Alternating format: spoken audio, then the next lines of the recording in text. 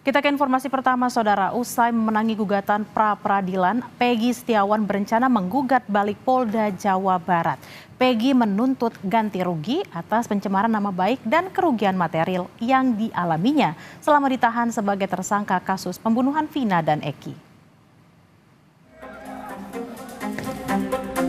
Menang di pra-peradilan, Peggy Setiawan berencana menggugat balik Polda Jawa Barat. Langkah ini ditempuh karena dalam putusan hakim tak membahas soal kompensasi yang diterima Peggy akibat menjadi tersangka kasus pembunuhan. Kuasa hukum menyebut Peggy kehilangan penghasilan selama ditahan sebagai tersangka. Peggy juga mengalami kerugian imaterial karena disebut pembohong. Terkait ditangkapnya Peggy Setiawan ini kan penyidik dalam jawabannya di pra-peradilan itu kan hasil pemeriksaan psikologis ya forensik bahwa Peggy ini berbohong ya, kemudian cenderung melakukan tindak pidana kan, pokoknya hal-hal negatif itu disampaikan ya, memantaskan agar Peggy ini pembunuh kan gitu. Nah ini kan merugikan Peggy ya, merasa malu baik Peggy maupun keluarganya merasa malu ya dituduh seperti itu. Walaupun itu membacakan hasil, tapi faktanya ini diputus di pra-peradilan Peggy bukanlah tersangkanya, tidak sah kan itu.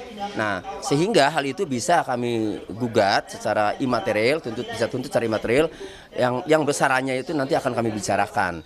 Nah misalnya 1 miliar, 2 miliar, 3 miliar, bisa jadi 5 miliar, nantilah akan kami bicarakan yang terbaik bagaimana. Tak hanya itu, Peggy Setiawan juga akan melaporkan saksi Aep dan Sudirman atas dugaan pemberian keterangan palsu kepada penyidik. Menurut kuasa hukum Peggy, Aep dan Sudirman merupakan orang yang memberikan keterangan bahwa Peggy terlibat dalam pembunuhan Vina dan Eki. Tony bahkan sempat menantang untuk mempertemukan Aep dan Sudirman guna membuktikan Peggy tidak terlibat. Sisi pidana, kesaksian saudara Aep dan saudara Sudirman yang mengaku bahwa Sudirman kenal dengan Peggy dan Peggy datang ke lokasi kejadian waktu itu. Nah ini kan sudah dibantah tadi sama si Peggy Setiawan bahwa tidak pernah itu bohong. Apalagi Aep ya, sama melihat di lokasi kejadian itu juga dibantah, makanya nantang Aep ketemu Peggy.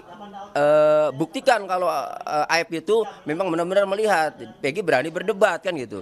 Nah karena sudah diputus bahwa Peggy Setiawan ini bukanlah tersangka ya, tersangkanya dibatalkan, maka ada langkah hukum yang akan kami tempuh untuk pidananya, yaitu melaporkan saudara Aep dan saudara Sudirman. Sementara itu, Kapolri Jenderal Listio Sigit Prabowo menyatakan menghormati keputusan pengadilan. Meski demikian, pihaknya masih mendalami hasil putusan pengadilan untuk memastikan sah atau tidaknya status Peggy Setiawan sebagai tersangka pembunuhan Vina. Kapolri memastikan akan segera menindaklanjuti putusan pengadilan. Tentunya itu akan didalami isi dari keputusan tersebut apa, karena ini kan terkait dengan sah tidaknya penetapan sebagai tersangka dan mungkin hal-hal lain. Saya juga belum tahu isinya apa. Yang jelas akan segera ditindaklanjuti. Pasca putusan pengadilan yang mengabulkan gugatan pra-peradilan Peggy Setiawan, Komisi 3 DPR meminta Polri melakukan investigasi dan evaluasi kepada penyidik Polda Jabar. Anggota Komisi 3 DPR fraksi P3 Ahmad Baidowi menyebut investigasi dan evaluasi perlu didorong untuk menjaga profesionalitas Polri yang mendapat peringkat tertinggi dalam aspek kepuasan publik. Ya, Komisi 3 meminta jajaran kepolisian untuk melakukan investigasi terhadap persoalan maladministrasi ataupun apa istilahnya dalam penegakan hukum di kasus ini. Silahkan apakah Irwasum ataukah Propamnya yang turun, kenapa sampai terjadi penetapan tersangka dibatalkan oleh pengadilan. Apakah dalam penetapan tersangka itu tergesa-gesa ataupun dipaksakan sehingga menyebabkan keputusan yang tidak benar. Jadi kami akan mendorong itu untuk menjaga profesionalitas Polri.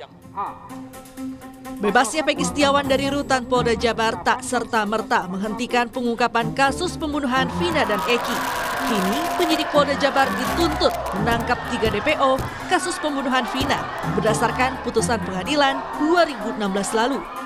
Kuasa hukum Peggy Setiawan Marwan Iswandi mengaku mendapatkan informasi soal keberadaan Peggy Peron sebenarnya terduga pelaku pembunuhan Vina. Marwan bilang saat ini Peggy Peron masih berada di Cirebon, Jawa Barat. Saya mendapatkan pagi-pagi telepon dari salah seorang, nggak usah sebutin ya, anggota Intel atau apa, yang jelas saya kan mantan anggota juga.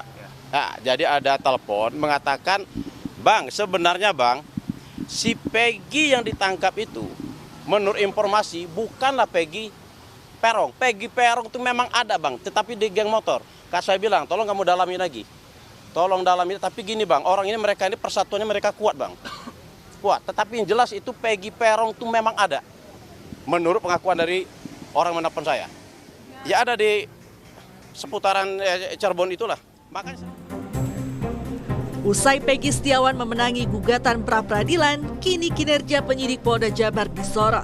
Polda Jabar diminta mampu mengungkap kasus pembunuhan Vina dan Eki secara tuntas dan terang benderang.